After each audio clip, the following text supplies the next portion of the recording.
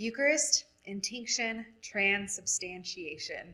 These are just a few of the words that make communion needlessly confusing for those who haven't grown up with the tradition. Are we all really drinking blood every month?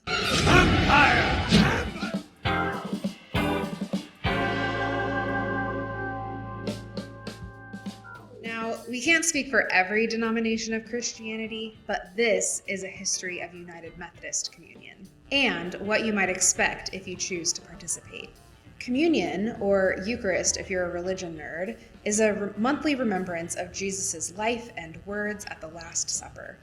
When he blessed the wine and bread before his death, he asked us to view them as symbols of the new covenant, and to do this in remembrance of me.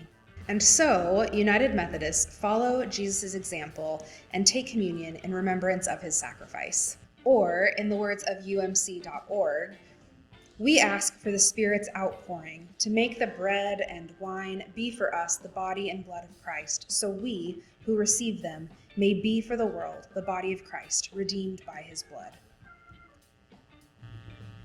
Each local United Methodist church determines how often they celebrate communion. Many churches celebrate communion once a month, usually on the first Sunday. Communion is often also part of other special worship services throughout the year, like Christmas and Easter. But unlike several other Christian denominations, we do not believe that the bread and wine you rang up in the Fred Meyer checkout is literally the body and blood of Christ. Instead, it's a more symbolic understanding that these foods are symbols of Christ's body and blood, but that they do actually become infused with the presence of God when they are blessed through the community gathered, represented by their pastor, who has been authorized through ordination or licensing to proclaim that blessing over the elements, the bread and wine for that community.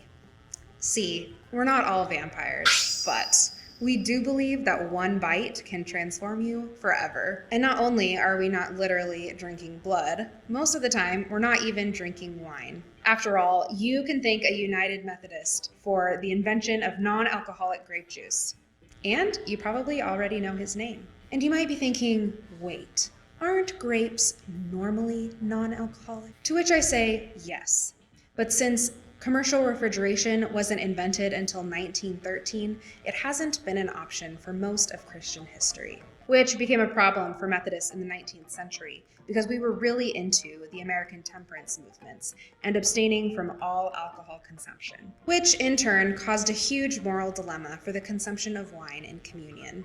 But in 1869, a dentist named Dr. Thomas B. Welch created a product called Dr. Welch's unfermented wine. However, the product did not initially do very well.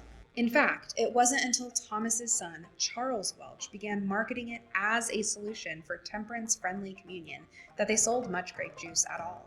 After that change, a successful showcase at the World's Fair in Chicago, and the General Conference, which added a new alcohol-free section to the Book of Discipline, a very scary term that should definitely be its own video someday, Welch's grape juice became the new standard for Methodist communion. So, what can you expect from a United Methodist Church communion now? Well, the first thing you should know is that the table is open to all. Whether you're brand new or a long-standing member of church council, you are welcome to take communion. There will be gluten-free options at most churches, and you don't have to worry about having too much sugar because we rarely have more than just a sip of grape juice. In fact, most churches in the United Methodist Church take communion through a process called intinction, when you take the pinch of bread, dip it into the cup, and eat the slightly soggy but weirdly delicious combination. It's holy, not fine dining. When receiving communion, the person serving you will say something like, "The body of Christ broken for you," or "The blood of Christ shed for you." And you can respond with something like, "Thanks be to God," or "Amen." So, overall, communion is a simple ritual with a great deal of importance around the global church. Whether you're in a church that follows the United Methodist tradition, or you're worshiping somewhere that doesn't regularly serve King's Hawaiian rolls, the most important thing to know is you are receiving the elements in remembrance of Jesus, his life, his words, his body, his blood. Do this in remembrance of him.